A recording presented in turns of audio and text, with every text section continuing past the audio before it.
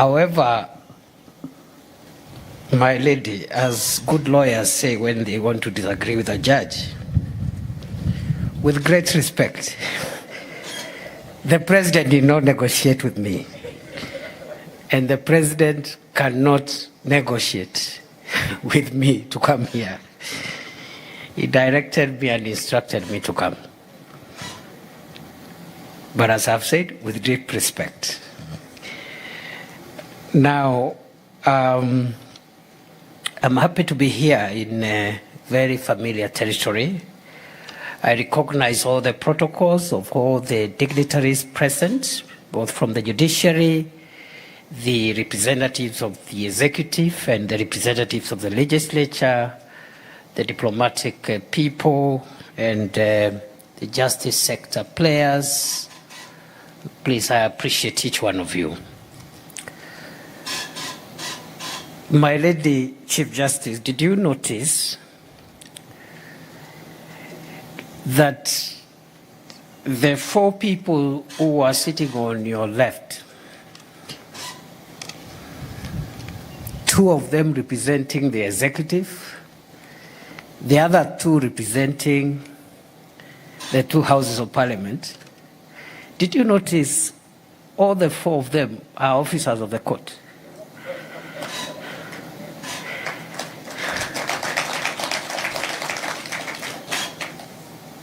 That's how powerful you are. And so we will behave ourselves accordingly. In fact, we were consulting there when I was talking to my sister there, Minister for Lands. I was asking her on which side, where are we? Are we in court or where? We need to understand how we behave. So we are glad to be here. The judiciary, not just in Kenya, is a very powerful institution. It helps democracy to operate within the rules and to interpret those rules. But my lady, Chief Justice, great power comes with great responsibility. So it is hoped, even as you launch the report and assess yourself as you deliver services to the people of Kenya, you will also reflect on your responsibility to the people of Kenya, because great power comes with great responsibility. I will not really give a speech. I see some people brought me a speech here. I don't need the speech, because what I want to do today is just to give a few reflections. Because sometimes when you have a moment like this, you don't want to, you just want to be as natural as possible so that you can give your best. So let me just say that this administration came into office at a time when there was an institutional confrontation between the executive and the judiciary. The executive had declined to swear in 6 judges who had been hired to serve in the Court of Appeal. President William Ruto, in his inauguration speech in Kasarani, promised that upon taking oath of office, he will swear those 6 judges, which he did, I think, the following day. From that moment, there has been no doubt that this administration believes, supports, and affirms the place and stature of the judiciary in our democracy. Allow me, my lady, the Chief Justice, distinguished guests, to also point out 3 other things that this administration has done to demonstrate goodwill and commitment to affirming the place and posture of the judiciary in our democracy. 1, this administration is the administration that has sworn in the highest number of judges of superior courts within 3, and if you extend it, 4 years. Other than in 2003, when we had many judges taking oath of office under the new constitution, there is no other administration which in 3 years the head of state has sworn as many judges of the Supreme Court. And therefore I take pride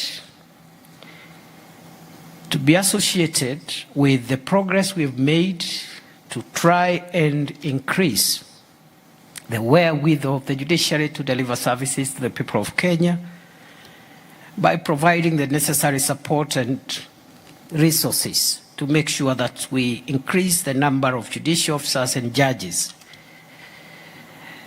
And so far, 51 judges have been sworn in, judges of the High Court, the Court of Appeal, and also the Environment and Land and Environment Court. Another 40 are in the process of being recruited, and another 45 will be recruited next year. So we are on a good trajectory. This administration also has facilitated the JSC to recruit 114 magistrates, and another 100 magistrates are currently being recruited, bringing a total to 214 in 3 or 4 years. Secondly, the budget. The 2022 budget for the judiciary was at 21 billion shillings. The current budget, the Chief Justice has confirmed to me, is at 26 billion shillings. It is not enough, but there is modest progress. The Chief Justice has also whispered to me that the judiciary will be presenting a supplementary budget request. The executive, working with Parliament, will support that request. The third thing that this administration has done is to operationalize the Judiciary Fund, which has not been operationalized for 13 years until 2023. It may not be optimal. There are a few things we need to look at in terms of both the amount but also the mechanisms of the judiciary accessing and managing that money independently. And some of the constraints are coming from other independent offices, which are also flexing their mandate. And we have undertaken to mediate, oversee a smooth understanding amicably between the judiciary and the other independent offices involved in the disbursement of money to make sure that that fund is used independently, accessed independently, as it is supposed to be by the judiciary. So there is work in progress. And lastly, because I don't want to speak forever, is the judges' retirement law. When I accompanied the president here some times back, I can't remember what was that. I think it was Supreme Court at 12. When the Supreme Court was entering teenage, I came here accompanying the president. And when we sat in the office of the Chief Justice, there were 4 issues that the judiciary, and I know my Lady Justice Ndungu was there, Justice Philomena Mwilu, Deputy Chief Justice, was there in that meeting, my big brother, Justice Ouko was in that meeting. There are 4 issues that the judiciary raised that they needed support from the executive to actualize. Some of them have been actualized, and the remaining ones will be actualized because we've discussed and agreed. One of it was the judges' retirement law. And I know the president directed me to fast track the conclusion of that law, which I did. I managed to convene on behalf of the president, the National Treasury, SRC, the Attorney General. That law was taken to Cabinet. Cabinet approved. We took it to Parliament.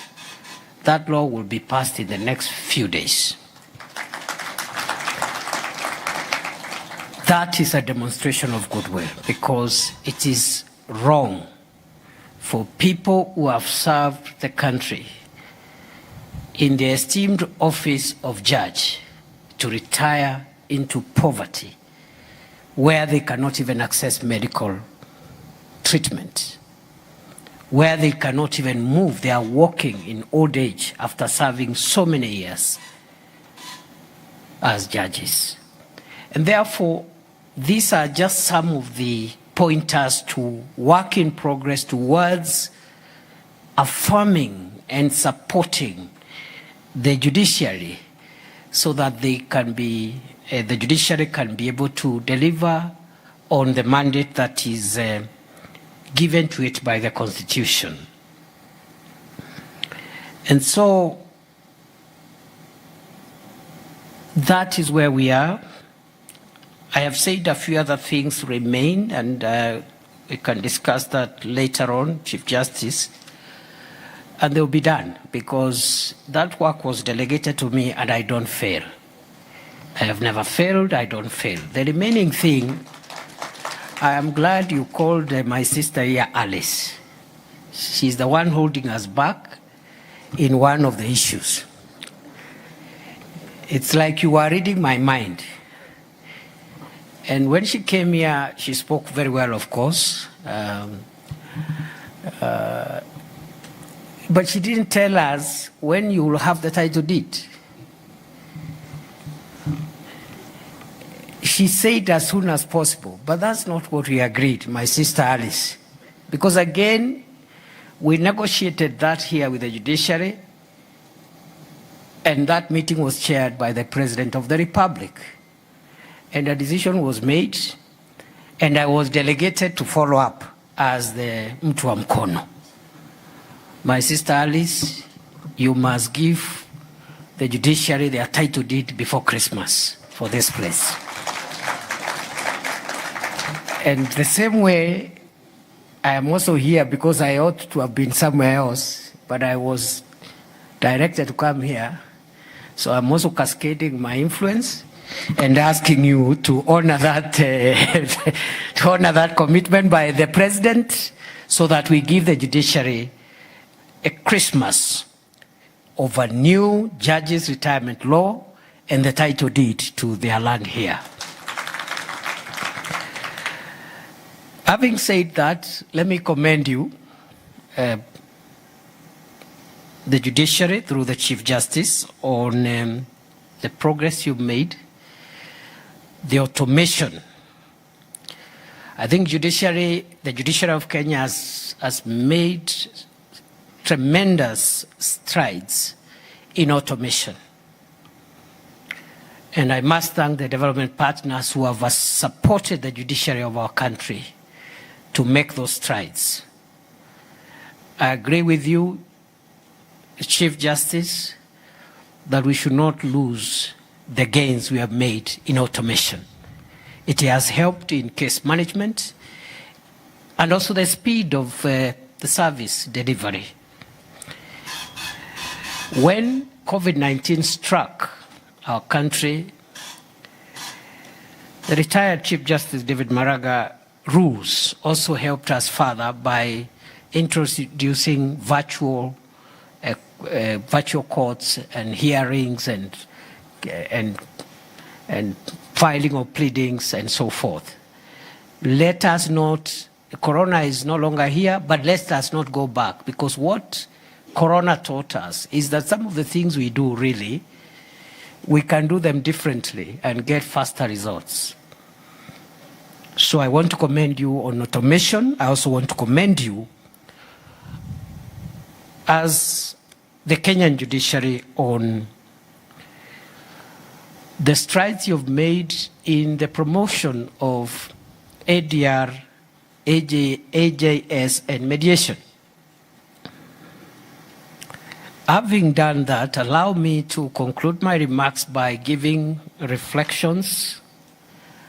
And my reflections will be not on the administrative and practical and operational issues I've been talking about, but my reflections are jurisprudential, because at the end of the day, the decisions that courts make, especially superior courts, is what now helps us put together the entire service delivery ecosystem. And that's what guides our clarity on the law and the Constitution.